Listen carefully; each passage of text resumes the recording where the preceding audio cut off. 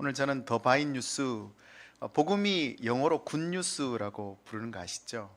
이 복음을 위해 살아가는 더 바인 교회의 이 복음의 진정성을 쫓아 살아가는 교회의 뉴스, 그래서 더 바인 뉴스라는 제목으로 제목을 잡아봤고요. 제가 미리 영상을 좀 보내드려서 함께 좀 보시고 싶사 이렇게 말씀을 드렸습니다. 왜냐하면 그동안 이렇게 또 설교가 이어져 왔던 부분들이 아니어서 이해를 못 하실 수도 있을 것 같아서 제가 설교를 좀 미리, 요즘 워낙 AI 기술이 좋아서요, 설교만 넣으면 그렇게 나오거든요. 그래서 좀 보고 싶사 말씀을 드렸고, 혹시 못 보신 분들이 있다면 이후에 예배가 끝난 이후에 또 보셔도 저 목사님의 얘기가 저 말이었구나, 그리고 나는 한 주간 어떤 말씀을 쫓아서 살아야 되겠구나라고 하는 생각을 하실 수 있으니까요, 그렇게 말씀을 함께 나누고 살아갈 수 있었으면 좋겠습니다.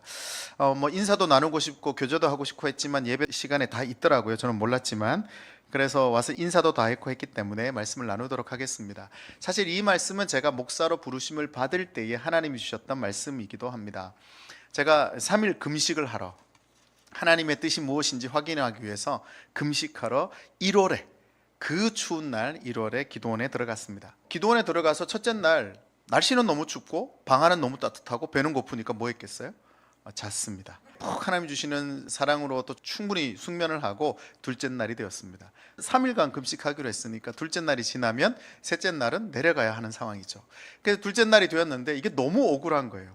하나님 음성을 듣는 것도 아니야, 하나님이 어떤 응답을 주시는 것도 아니야, 배는 고파, 그래도 돈도 내고 오잖아요. 사실 헌금도 하고 오니까 내 모든 것들을 다 소비하고 오는데 아무런 응답도 받지 못하고 돌아가면 너무 억울하겠다는 마음이 들어서 그날 파카를 입고, 그리고 주섬주섬 가방 안에다가 그 방석을 몇 장 챙기고 박스도 좀 챙기고 기타 하나를 울러매고 산 꼭대기로 갔습니다. 그 기도원의 뒷산에 있던 곳이에요. 낮에 가니까 뭐 추워도 다른 분들 좀 입고 하니까 좀 덜 무섭더라고요. 근데 저는 오늘 응답을 받아야 하잖아요. 그래서 이제 어둑어둑 해가 지니까 사람들이 다 내려가기 시작했습니다. 저만 이제 산 꼭대기 혼자 남아 있게 됐죠. 후레쉬도 없고 내려갈 수 있는 상황도 없어서 이제 밤에 외치면서 기도하기 시작했습니다. 하나님, 응답을 주십시오. 저를 사역자로 부르신 게 맞습니까? 저를 목사로 부르신 게 맞습니까? 막 기도를 했습니다. 어떤 일이 일어났겠습니까? 갑자기 하늘에 흰 구름으로 글씨가 막 써지면서 내가 너를 지명하여 불렀나니 심주라에 너는 내 것이다, 이런 게 있어야 되는데 춥기만 한 거예요. 그래서 이러다 얼어 죽겠다 싶어서 박스를 깔고 침낭에다가 방석을 놓고 들어가서 이제 밤을 보내기 시작했습니다. 마치 군대의 혹한기 훈련처럼. 밤새 그렇게 그냥, 얼마나 추웠겠어. 한 1월이었는데 아무런 응답도 없이 1월 그 추운 겨울을 산꼭대기에서 혼자 두려움에 떨면서 보냈습니다. 그러다가 새벽에 새벽 기도를 알리는 종일 쳐서 눈을 떠보니까 어렴풋하게 내려오는 길이 보이는 거예요. 하나님의 부르심과 비전도 산 다음에 받아야 되지 않겠습니까? 그래서 짐을 막 주섬주섬 챙기기 시작했습니다. 근데 갑자기 하나님이 이런 마음을 주시더라고요. 마음속에 복음은 능력이다. 제가 얼마나 화가 났겠습니까? 하나님, 복음이 능력인 거 몰라요? 그런 거 말고 모세가 봤던 떨깃불에 막 불타오르는 이런 거, 내 눈에 선명하게 볼 수 있는 기적 같은 거, 아니면 제 몸이 공중부양이 이렇게 쭉 되면서 뭐 주님의 은혜 가운데 이런 거 있잖아요. 막 이런 기적 같은 걸 원했는데 아무것도 없는 거예요. 그래서 주섬주섬 챙겨서 내려왔습니다. 그리고 끝났습니다. 그러다 로마서 1장 16절 17절 말씀을 봤더니 16절 말씀이 뭐라고 시작합니까? 복음을 부끄러워하지 않으니 복음은 넘어가고 하나님의 능력이 됨이라. 이 말씀을 읽는데 이 복음은 능력이다라는 말씀이 성경에 있는지 몰랐어요.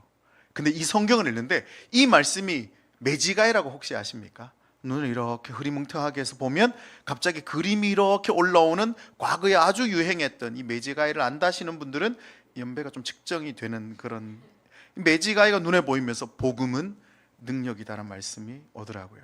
그때부터 이 말씀은 저를 살게 하는 말씀이었습니다. 내 삶에 고민이 있을 때, 내 삶에 어떤 어려움이 있을 때마다 이 말씀을 붙들고 살게 되었습니다.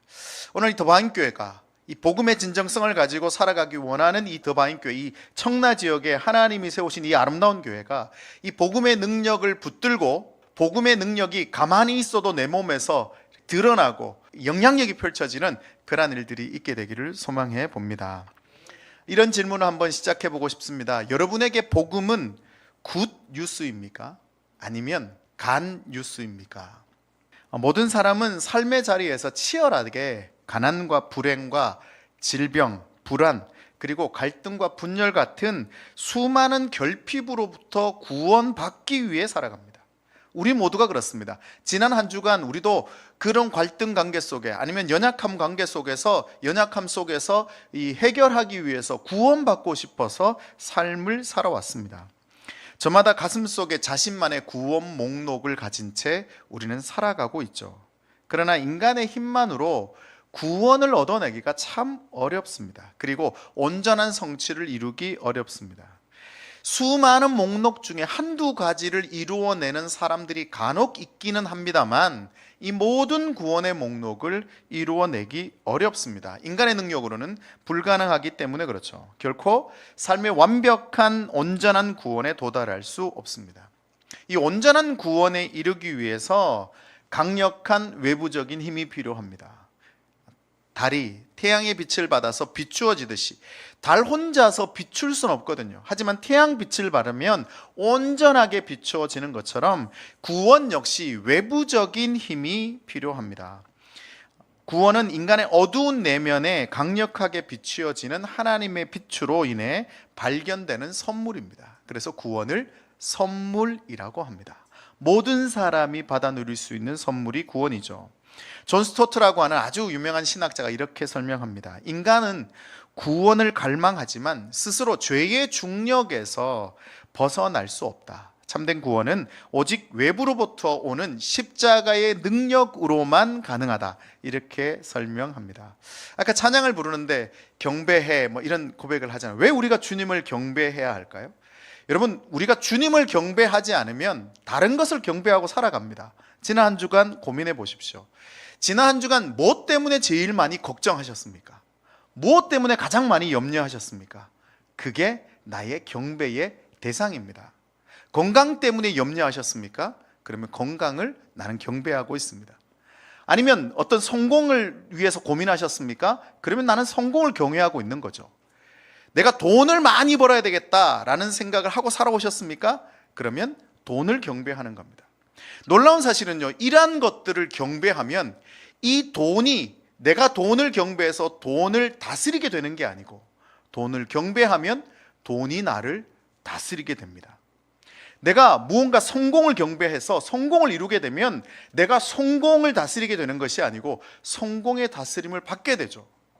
놀랍게 하나님을 경외하게 될 때 우리는 하나님의 다스림을 받게 되어지지만 하나님이 온전하게 만드신 나의 모습 그대로 살아가실 수 있도록 자유를 허락하십니다. 진리를 알지니 진리가 너희를 자유케 하리라. 우리가 그래서 하나님을 경배하는 거거든요. 구원이라고 하는 사실은요, 우리가 구원받아서 복음 잔치잖아요. 사실은 복음은 잔치입니다. 근데 잔치에 와 있는 우리의 표정이 아까도 막 서로 축복하자고 해도 막 기뻐하자고 해도 잘 안 되잖아요. 물론 우리 성격이 우리 너무 소극적이라 그래서 시간을 딱 주신 것 같아요. 자, 우리 환영합시다. 그러면 이렇게 일어나서 겨우 환영밖에 못하는 우리의 성격이지만 사실 잔치예요, 잔치. 축제예요, 축제. 그래서 주일 예배로 우리가 함께 모일 때는 잔치에 오는 거예요. 잔치에 올 때는 기쁨과 감사와 이런 즐거움과 내 삶이 너무 버겁다 할지라도 잔치에 갈 때, 결혼 잔치에 갈 때 사람들이 아유, 제가 또 결혼하는구나 이러면서 가지는 않잖아요. 아유, 왜 결혼을 할까? 이러면서 가지 않잖아요. 그 잔치에 갈 때는 기쁨으로 갑니다. 아니면 여러분이 좋아하는 파티 같은 곳이 있으십니까? 파티 같은 데 가보신 적 있어요? 내가 즐거워 막 가면 너무 기쁜. 복음은 그런 겁니다. 복음은 우리에게 잔치입니다. 기쁨입니다. 그래서 우리가 복음 안에 머무른 이 상황 자체가 우리에게 너무 큰 기쁨이어야 해요. 물론 우리 성격 탓에 복음 아마 천국 가셔도 하나님 하이파이브 하자. 그동안 수고했다 이렇게 하실 수 있겠지만 좀 우리가 복음으로 인해서 얼마나 큰 기쁨과 감사를 누리며 살아가고 있는지를 놓쳐버리시면 안 된다는 거죠. 구원은 외부에서 우리에게 오는 온전한 구원의 기쁨, 감격, 잔치라고 하는 사실을 발견하셔야 합니다. 오늘 성경에 등장하는 이 로마서를 쓴 바울은요, 다메섹이라고 하는 도상에서 예수님을 만나서 복음의 온전한 성취를 맛보게 되었습니다. 그 이후로 바울의 인생은 완전히 달라지게 됐죠. 오늘 말씀을 통해서 이 더바한 교회가 복음의 온전한 성취를 맛보게 되시기를 예수 이름으로 축원합니다. 자, 바울은 이념과 지옥과 지평을 뛰어넘었다. 복음을 통해서 온전한 성취를 경험했다라고 하는 사실을 알 수 있는데요. 16절 말씀에 이렇게 나와 있죠. 먼저는 누구에게요? 유대인에게요. 그리고 헬라인에게로다. 바울은 복음이 먼저는 유대인에게 허락되었지만 이후에 헬라인까지 확장되었다, 이렇게 설명하고 있습니다. 사실 이 바울의 선언은요, 굉장히 당돌한 선언입니다. 마치 이런 예화를 생각해 보면 어떨까요? 요즘 최근에 중국에서 자꾸 김치가 자기들 거라 이런 얘기를 하는 소식들을 듣습니다. 한복도 자기들 거다. 어떤 기분이 드세요? 기분이 좋으십니까? 사실 우리 건데, 아니면 독도는 뭐 이런 얘기를 들을 때 막 화가 나잖아요. 저만 납니까? 사실 복음은 유대인에게 자기들 거였습니다. 우리들만의 것이었습니다. 근데 지금 뭐라고 얘기해 바울이? 처음은 너희들께 맞아. 하지만 이후에는 헬라인도 받게 되었어. 처음엔 독도가 우리 땅에 맞아. 하지만 나중에 뭐 이런 얘기를 하는 거예요. 굉장히 충격적인 문화적 배경으로 본다면 헬라인과 유대인 모두의 복음은 있을 수도 없고 있었어도 안 되는 일이었기 때문에 당돌한 복음이었죠. 이 당돌한 복음은 헬라인에게는요, 너무 큰 기쁨이었죠.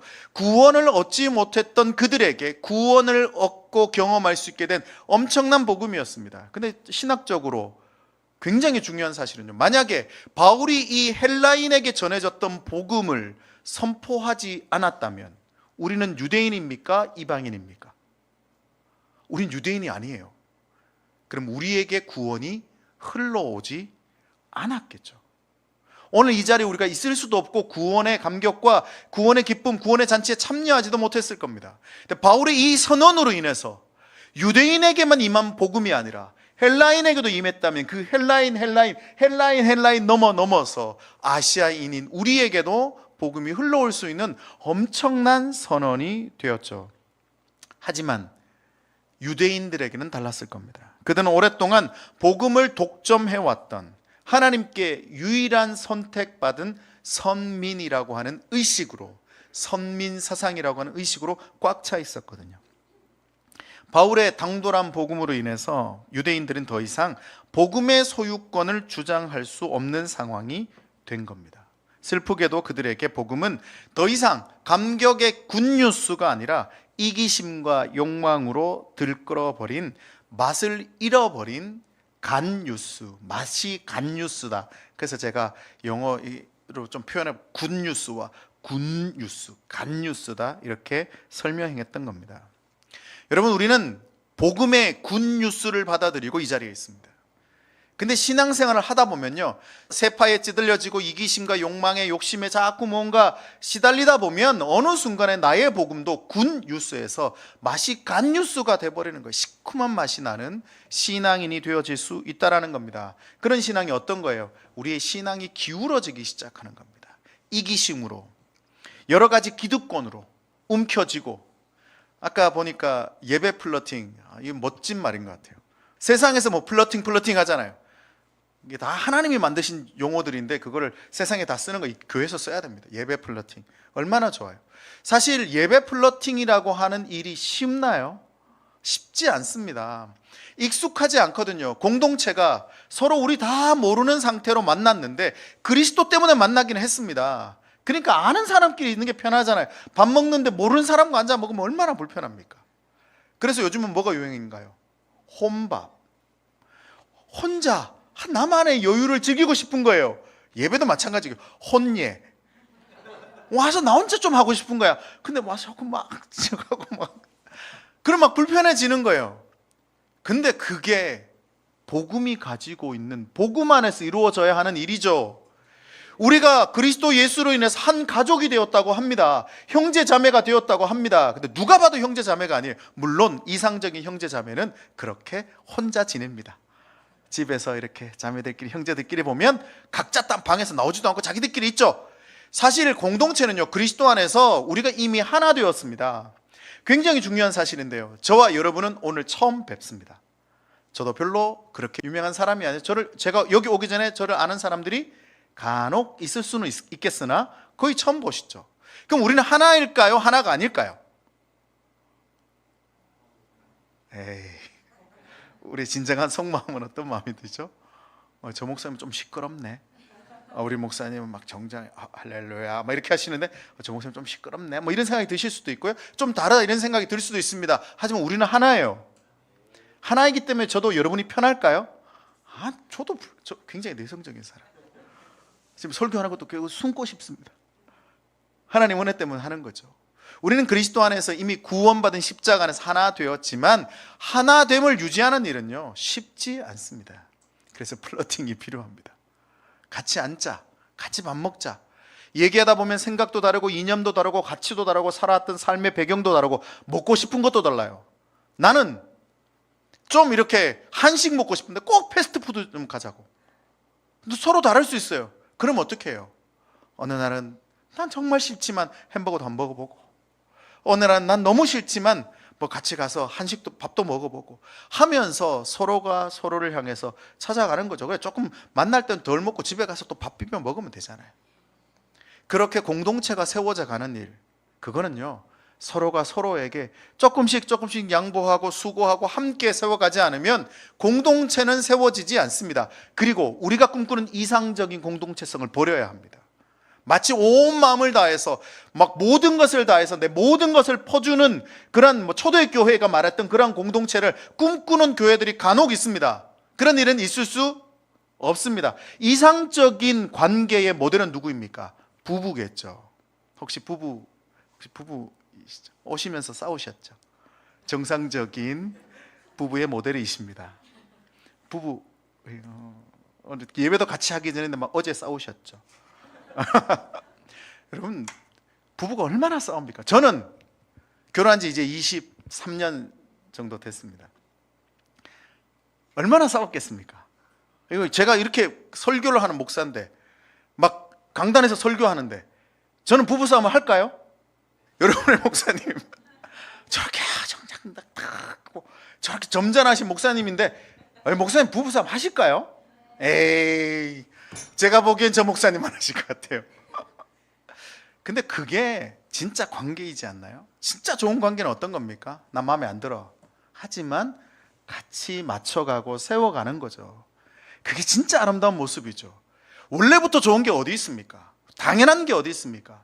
이 모든 것은 당연하지 않고요. 이 모든 일은 정말 멋진 일이 지금 일어나고 있는 겁니다. 제가 왜 주일날 저희 교회는 오늘 그 키즈 여름 수련회를 준비하기 위한 바자회를 준비 중입니다. 어제 하루 종일 준비를 했고요. 그 자기들끼리 맛있는 음식에 뭐 아이들이 준비해서 외부 손님도 오고 지금 난립니다. 저만 여기 있습니다. 근데 제가 여기 와 있으면서도 제가 얼마나 마음이 쓰이겠습니까? 근데요, 그렇게 함께 세워가는 일들은요 결코 쉬운 일이 아니에요. 근데 제가 왜 여기 와 있을까요? 왜 오기로 결정했을까요? 사실 어제 전화해서 목사님 나 내일 못 갈 것 같아요. 나 이거 바자회 하고 싶어요. 왜? 오늘도 우리 외부 손님들이 오신단 말이에요. 저희 교회도 큰 교회가 아니니까 외부 손님들이 오시면 또 얼마나 옆에부터 할렐루야 뭐 하나님의 사랑 이렇게 해가지고 또 함께 있게 해야 되지 않겠습니까? 그런 마음이 가득 있는데 왜 왔을까요? 여러분, 이 청라 지역에 이 더바인교를 통해서 하나님이 하나님의 일을 이루어가고 계시기 때문에 그 모임도 기쁘지만 저는 이 모임도 기쁨으로 준비하며 왔습니다. 그리고 한 달여 전부터, 이미 몇 달여 전부터 저희 교회는 예배 때마다 이 더바인교를 위해 기도했어요. 아무도 모르지만 우리 교회 형편, 우리 교회 상황, 저희의 상황도 녹록지 않고 여전히 무언가를 수고해가는 상황이에요. 그럼에도 불구하고 함께 있는 일은 이 일이 너무 멋진 일이기 때문에 그렇습니다. 여러분, 더바인교회 가운데 하나님의 영광이 이미 가득함을 믿으십니까? 그리고 여러분이 이 자리에 온 것이 우연히 교회를 알게 되셨을까요? 아니면 그냥 이 시간 속에서 이 목사님과 우연한 관계가 되어서 여기 와야지, 목사님 오셨네, 가야지 이렇게 오게 되셨을까요? 태초부터 하나님이 예정하시고 준비하셔서 여러분이 이 자리에 있는 겁니다. 멋진 일이지 않습니까? 저는 오늘 우연히 오게 되었을까요? 아니요, 하나님이 하나님의 계획과 예정 가운데 저를 초대하셔서 오라고 하셔서 제가 이 자리에 있는 겁니다. 생각해 보십시오. 인생은요, 죽음과 5분 거리에 있다고 표현하던가요?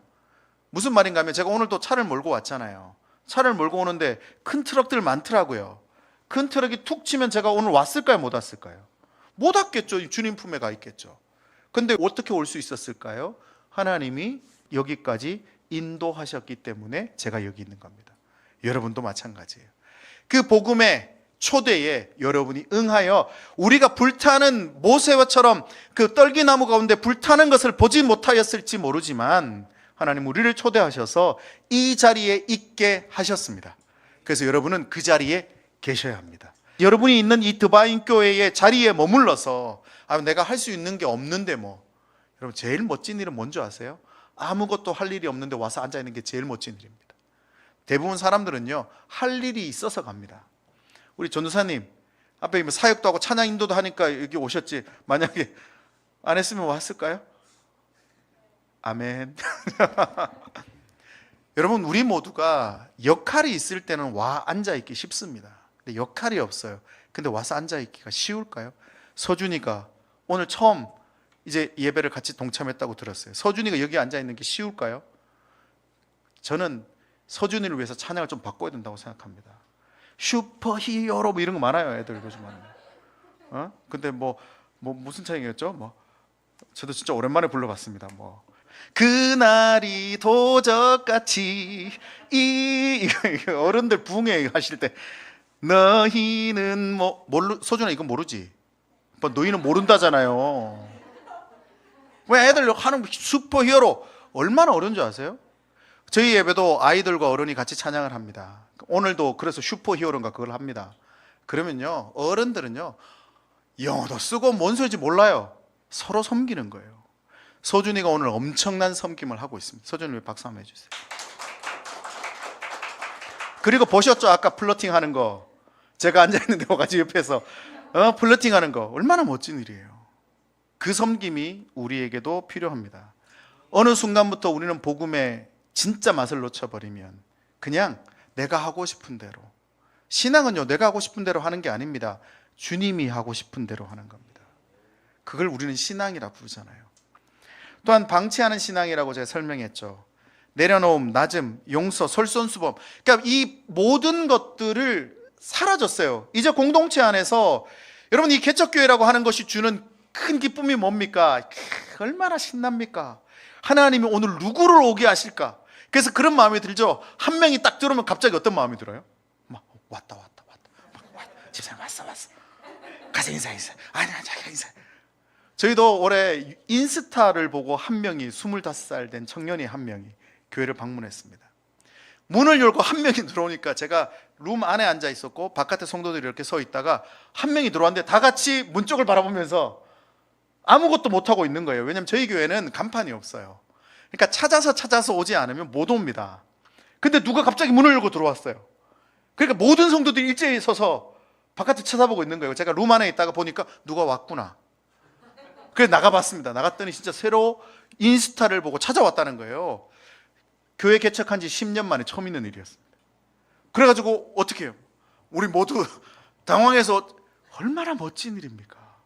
제가 그 이전에는 주일 출석 17,000명 교회를 부교육자로 사역을 했었습니다.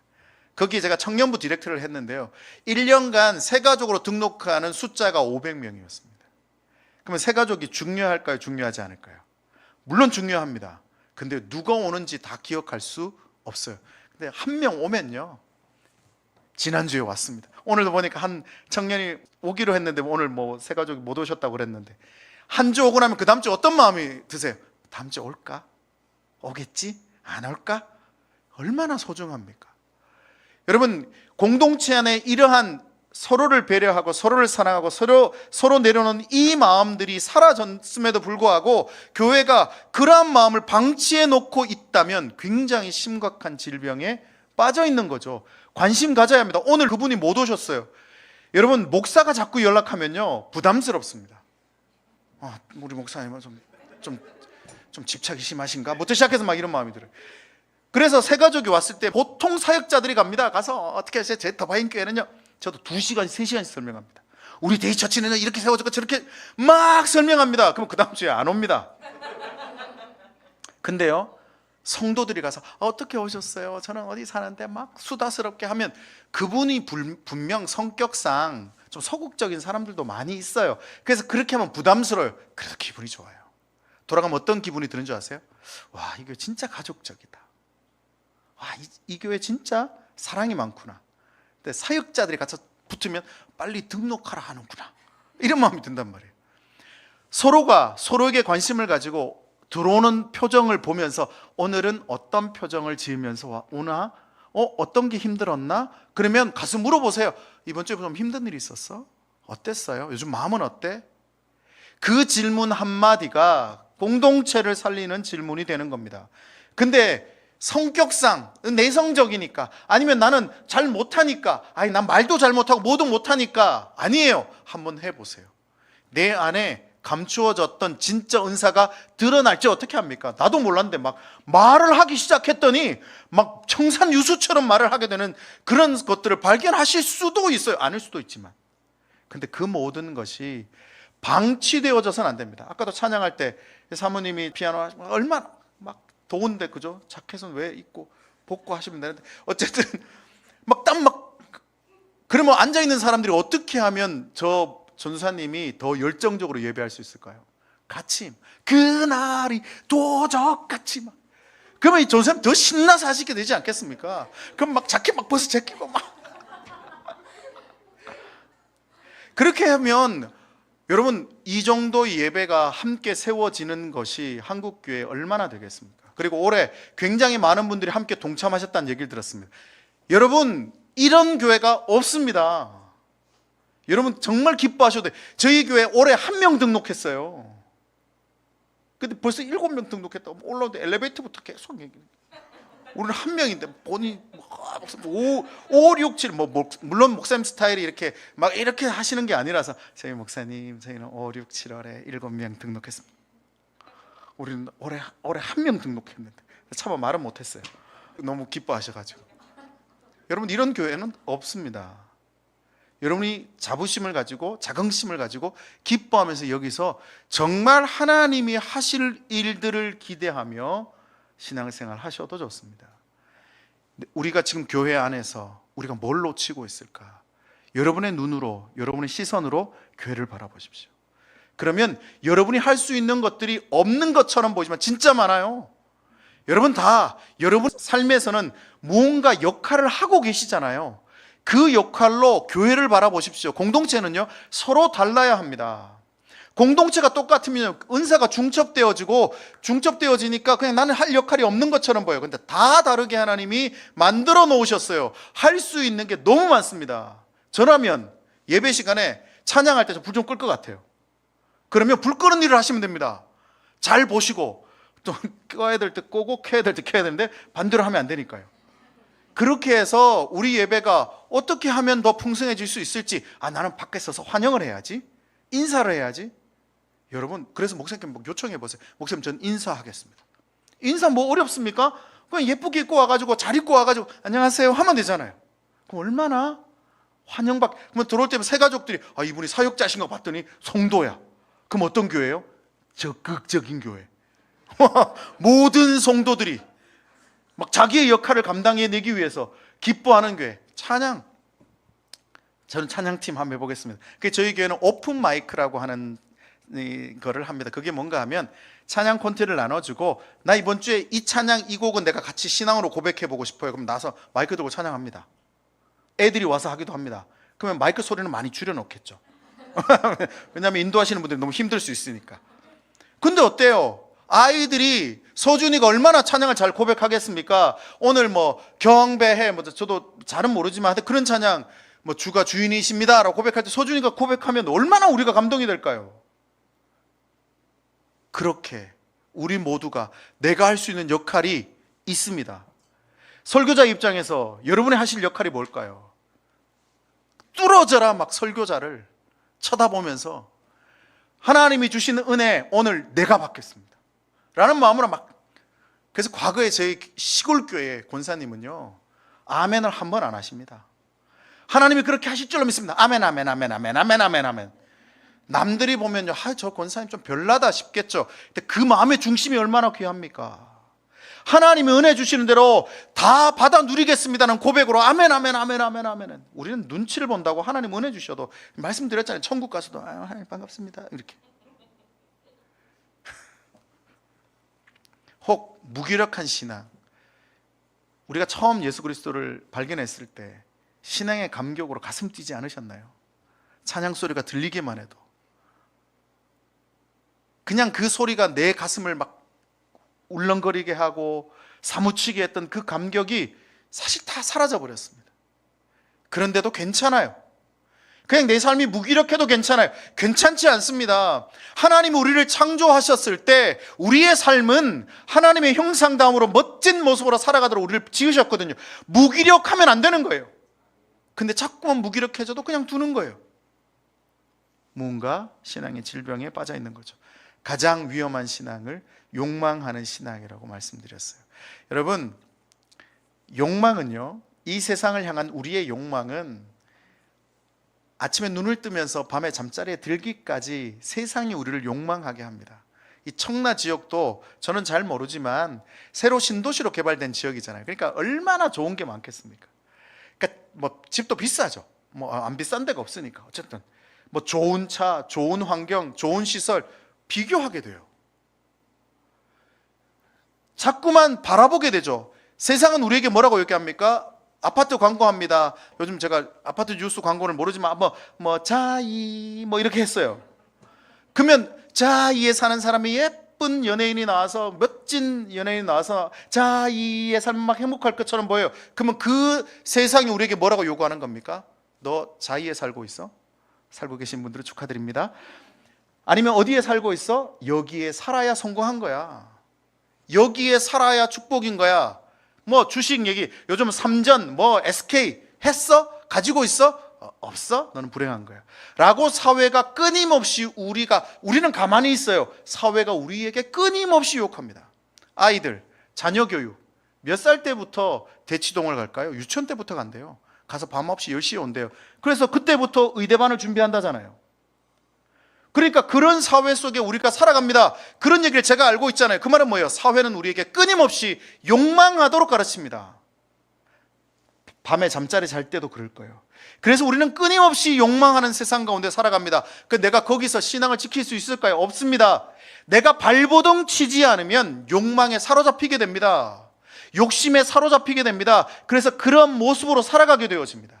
하지만 욕망하는 신앙을 벗어나는 것, 그것이 우리의 질병을 바꾸어낼 수 있는 가장 중요한 일 중에 하나입니다. 그래서 고민해 보셔야 합니다. 나는 굿뉴스를 소유하고 살아가고 있는지, 간뉴스로 내 삶을 연명하고 있는지 들여다봐야 합니다. 거기에서 돌이키는 유일한 방법이 복음이죠. 복음으로 돌이키는 겁니다. 우리가 주일날 왜 모일까요? 이유는 딱 한 가지입니다. 주중의 삶을 살았던 은혜를 나누는 것. 그래서 주중에 여러분이 각자 경험하셨던 은혜를 나누는 시간이 필요합니다.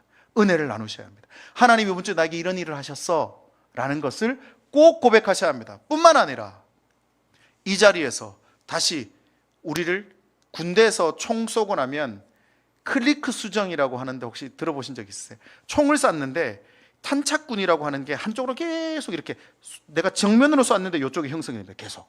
그러고 나면 내가 잘못 쏜 게 아니라 클리크라고 하는 것을 수정해야 된다고 표현해요.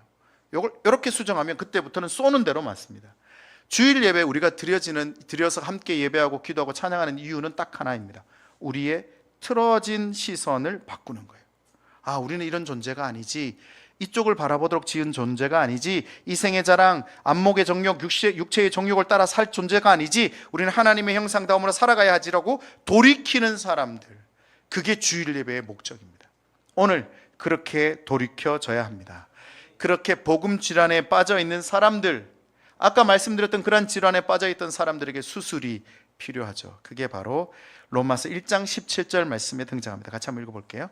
시작.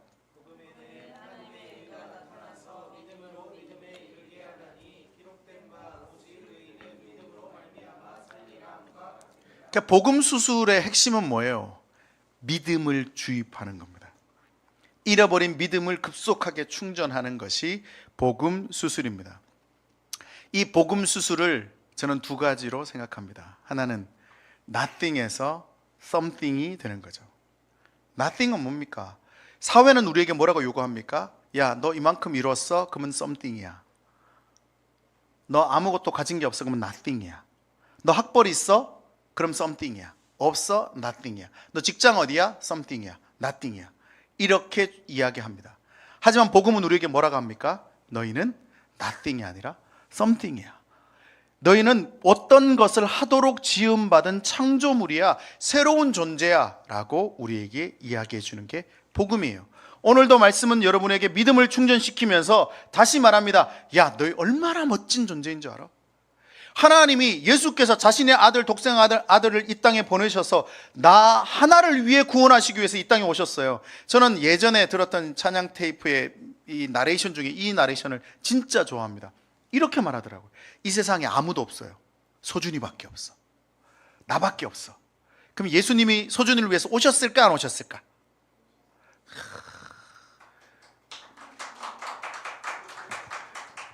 박수 치신다는 건 그렇게 여러분도 믿으신다는 거죠. 아니면 나도 서준이 믿음처럼 되고 싶다 이런 마음이 있으신지 모르겠지만 세상에 아무도 없고 나밖에 없다고 해도 예수님은 우리를 위해 오셨을 거라는 겁니다. 그럼 우리는 누구만큼 존귀한 존재입니까? 하나님만큼 존귀한 존재라고 구원이 우리에게 허락한 축복이에요. 그런 존재로 살아가는 거예요. 그러니까 우리는 nothing으로 살아갈 수 있나요? 아니죠. something이 되는 거죠. 하나님이 나를 통해서 하나님, 내가 이 세상에서 할 수 있는 게 아무것도 없고 가진 것도 없고 뭐 할 수 있는 게 없어요 라고 우리는 끊임없이 되뇌이지만 성경은 우리에게 뭐라 말합니까? 내가 너를 위해서 모든 걸 다 줬어. 그래서 간혹 청년 사역들 집회들 가면 저는 이렇게 말합니다. 여러분, 하나님이 구원받은 우리에게 더 주실 수 있는 게 있을까요? 하나님이 구원받은 우리에게 더 주실 수 있는 게 뭐가 있을까요? 없습니다. 그래서 제가 이렇게 표현하거든요. 하나님은 구원받은 우리에게 관심이 없다. 그럼 막 다들 목사님 그 말씀은 너무 좀 하나님을 어떻게 좀 막 이렇게 무슨 말씀을 드리고 싶은가 하면 하나님이 우리가 구원받을 때 누구를 주셨습니까? 예수님을 주셨죠. 그 말은 뭐예요? 모든 것을 주셨다는 겁니다. 더 이상 달라고 해도 줄 게 없는 거예요, 하나님. 그리고 뭘 말씀하세요? 다 줬어. 네가 그거를 발견하면 돼. 다 줬어. 저에게도 다 주셨고요. 여러분에게도 다 주셨습니다. 그러면 신앙은 뭐예요?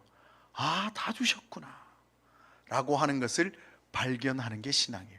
그래서 매일같이 우리가 something이라고 하는 사실을 기억하며 살아내는 신앙 생활이 필요합니다.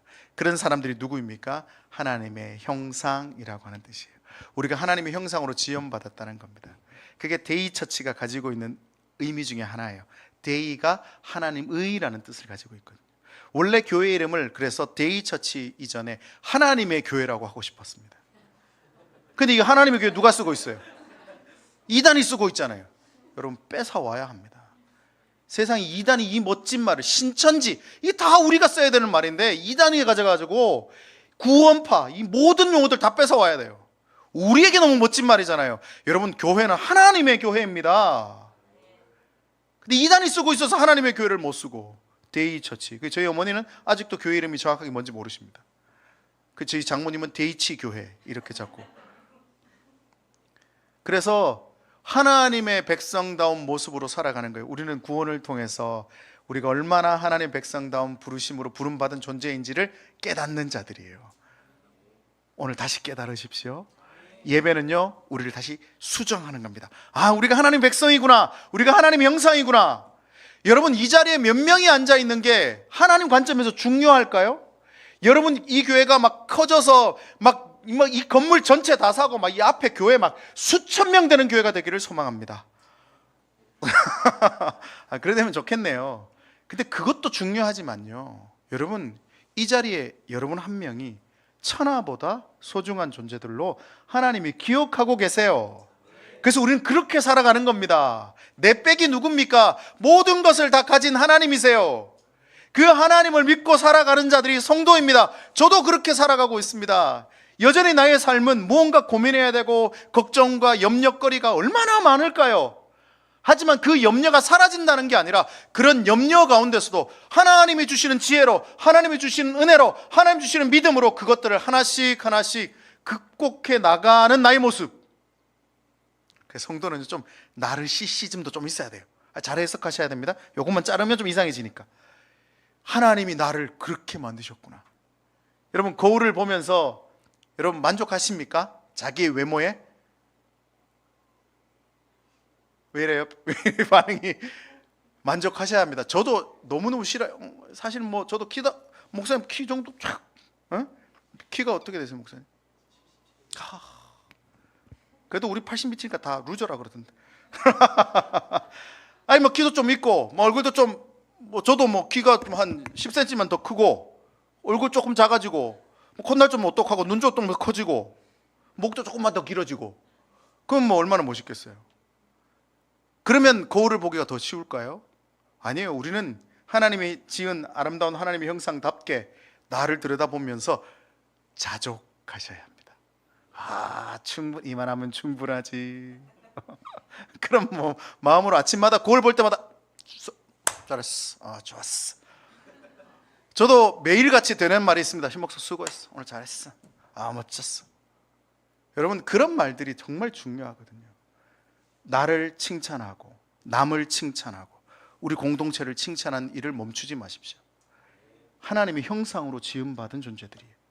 오늘 두 분이 예배하는 게 얼마나 아름답습니까? 제가 드럼만 좀 더 치면 빨리 앉아서 막 치고 싶더라고. 그러면 어떻게 하면 돼요? 배우세요.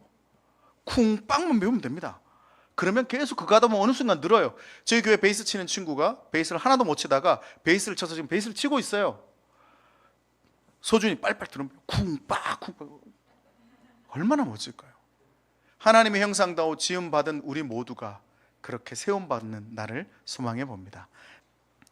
저는 확신합니다. 제가 이 자리에 오면서 확신했고요, 이 자리에 와서도 확신하게 되는 것은 하나님이 이곳에 하나님의 뜻과 계획에 맞추어 더바인 교회를 세우셨구나. 우연히 작년 10월인가요 9월인가요 전주에서 세미나를 하다가 10월에 세미나를 하다가 목사님을 전주에서 만나게 됐습니다. 그리고 사실 저희 교회도 개척한 지 10년이 됐지만 작은 교회라 뭔가 재정으로 지역을 섬기고 후원하고 이런 게 어렵더라고요. 그러다 고민하다가 생각났던 게, 그래, 그러면 초대할 수 없는 작은 교회들에 가서 초대해 주신다면 설교하고 말씀을 나누고 와야지. 그리고 우리 교회 공동체에게 나누어서 같이 이 교회를 위해서 같이 기도하면서 하나님이 형성한 이 아름다운 네트워크, 영적 네트워크의 하나가 되어야지. 근데 사실 말은 그렇지만 제가 목사님에게 보세요, 저 주일날 불러주시면 갈 수 있는데 갈까요? 이 말하기가 쉬울까요? 자칫 잘못하면 네가 뭔데? 뭐 오려고 하세요? 뭐 이럴 수도 있잖아요. 하지만 제가 조심스럽게 목사님께 얘기했는데 목사님이 아주 기쁘게 흔쾌히 오라 그러시는 거예요. 여러분, 주일 설교 강단을 다른 목사님에게 이양하는 것 쉬운 일 아니에요. 그것도 개척해서 뭔가 열심히 목사님이 이 사역들을 감당하시려고 하는 이 시점에, 그럼에도 불구하고 기꺼이 그렇게 초대해 주시더라고요. 정말 준비하면서 왔습니다. 정말 기대하면서 왔습니다. 왜냐하면 하나님은 더바인 교회를 하나님의 목적과 계획 가운데 세우셨기 때문입니다. 오늘 이 찬양 같이 하고 기도하면서 하나님 우리를 부르셨다라고 하는 부름의 확신 가운데 서는 더바인 교회가 되시기를 예수님 축원합니다.